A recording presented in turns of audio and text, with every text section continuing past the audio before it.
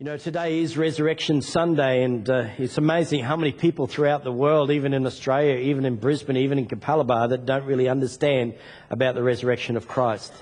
They don't understand about what Jesus Christ did for them, and they don't understand that Jesus rose from the dead and the proof and the things that are behind it. This morning I'm going to be going through the scripture, but I'm also going to show you a Jewish calendar which is quite amazing. And if you look at why they celebrate this time of the year and how the resurrection and how Christ came and how it all fits in together, there could have been no other time. You see, God's timing is perfect, and God's return of Jesus Christ is perfect. You know, the Father says He knows the hour that it's going to happen. It could be this afternoon. It could be in 10 minutes' time. We don't know when it's going to happen, but Jesus Christ is returning soon. And we just got to be ready for it. And, you know, He was resurrected to give us faith and a hope that we may be able to be resurrected with Him when we hear the trumpet sound. We heard a passage there this morning from Luke, and it speaks about the two disciples on the way to Emmaus. You know, Jesus was crucified and then He was put into the grave. That was on the third day that these guys here were walking over to Emmaus, going back to their hometown, about 11 kilometers from Jerusalem. And they were discussing and talking. And actually, the words actually say they were debating and really deeply discussing it, you know, and to find out what's the truth and what's not the truth. But I want to show you something this morning before, just as a preface of this. These are the scriptures. They'll come up a little later of all the scriptures that I'll be speaking on this morning, and I'll leave it up at the end so you can write them down, just to give you some more information on it. But here we look at, I don't know if you can read that up there, and I said, but why do we celebrate Easter in this time of the year? Why do we? Why is it around April? Well, the Jewish calendar, for a start, celebrate a 7-day Passover festival. A 7-day Passover festival this time of the year. It's celebrated on the 15 to 22 Nisan. Nisan is the month, which is 6 p.m. the 30th of March to 6 p.m. 6th of April on our calendar.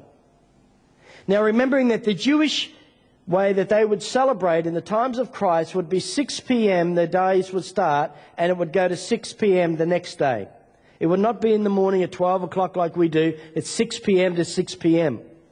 So it would start at the 6 p.m. 30th of March and go through the 6th of April at 6 p.m. Now the Hebrew does 8 days, and they put the first 2 days together, but the Jewish now celebrate 7 days of the Passover festival.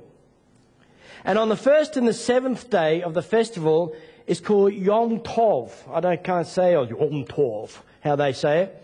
It's the day of rest. On the first and last day, you weren't allowed to rest. They weren't allowed to work at all on those days. And you still aren't allowed to today as a Jew. And the second and the 6th days was called a Chol Hamad. Chol Hamad. I'm not a Jew, can't speak it, but that's how it's spelled. And that actually means the weekdays of festival, or the intermediate days. The weekdays of festival. And there you're allowed to prepare food for preparation for the Passover, or you're allowed to do food preparation. You're even allowed today to drive a car and use electricity during those times in the middle. But the first and the last you weren't. You're allowed to do things that for medical reasons and non-strenuous work. But you weren't allowed to do any writing. There was no laundries to be done on that day, no cutting of hair, no shaving or shopping. No weddings and no recording anything of business on these particular days. But why did the Jews celebrate the 7 days festival? Why do they celebrate these particular days? This is the reason why. The first, second and third days, which is the Tuesday to Thursday, they celebrate the 3 days of the Exodus. The 3 days of the Exodus, they celebrate that. The 4th day, which is Friday, is when Pharaoh became aware of their plans. Now, in the Jewish culture, it says that the Pharaoh only gave an official document for the Jews to leave for 3 days, and they had to come back, and the Jews weren't coming back. They heard on the 4th day, the Pharaoh heard that they weren't coming back, and they decided to pursue them. And on the 5th day was the Sabbath. It was a Saturday, And they were chased by Pharaoh on the Sabbath, which means it gave time, obviously, for them to catch up. On the sixth day, they celebrate was the Sunday where they were cornered at the Red Sea. And the seventh day, the Monday, is when the Red Sea splits and they escaped. That's the 7-day festival that they celebrate every year around this time. They don't put Christ in it because they don't see Christ as the Messiah. They see him as a good man, a prophet from God and so on, but they don't see him as the Messiah. You see, the 18th Nisan is Friday the 2nd of April, which is the 4th day of the festival of the Passover. And it's actually the Passover day. They put the 18th Nisan is the Passover day, and that is Friday the 2nd of April. But what's that got to do in relating to Jesus Christ? What's these festivals got to do with him? Well, let's look at it in history, and we can see. The first day was 15 Nisan, 30th of March, Tuesday, and it went from Monday 6 p.m. to Tuesday 6 p.m. Now remember, in their law there's no work allowed. It was a day of rest. The second day is 31st of March, a Wednesday, Tuesday 6 p.m. to Wednesday 6 p.m. Now that's when Jesus sent his disciples to prepare the dinner, the Passover dinner, the day of the unleavened bread in Luke 22 verse 7. The third day is the 1st of April, which is a Thursday.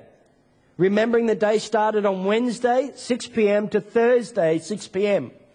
It was a day of unleavened bread, and it was the Last Supper. Remember, Jesus sent the disciples through and said, go prepare the place for us, because the day is coming for the day of unleavened bread to celebrate the Passover. The day started at 6 p.m. They got in there at 6 p.m. and said when the hour had came, he sat down and he had the dinner with them. You see, he celebrated the next days in our terms, but it was the beginning of their day. So we see there that on that day at 6 p.m. it started, and then after that you see that he was betrayed, and Judas went out, and then they went into the garden and they prayed through the night, right through the night, and then morning came on daylight around 5 or 6. That's the same day. That's when all the people come. The soldiers took him away, and then the trial began, and he was crucified. And then on the third, at 3 p.m. that afternoon, he died. He was put in the grave before 6 p.m. because 6 p.m. was the Sabbath beginning. Remember, they said that they had to take him off the cross before the Sabbath, which was 6 p.m. So 3 o'clock he died. They went around and checked the bodies, found out he already died, and they put him in a grave before the Sabbath started. So on that day, we see that it was the Last Supper was celebrated, Jesus' trial, crucifixion, death, burial, before 6 p.m. Then Thursday was the beginning of the Passover. So the fourth day, which is the 2nd of April, on the Friday, which is Thursday 6 p.m. to Friday 6 p.m., was the Passover day. And this was the first day that Jesus was in the grave. They call it Good Friday because there's a new Passover lamb. The old has gone, the new has come. The new celebration of the Passover lamb has come.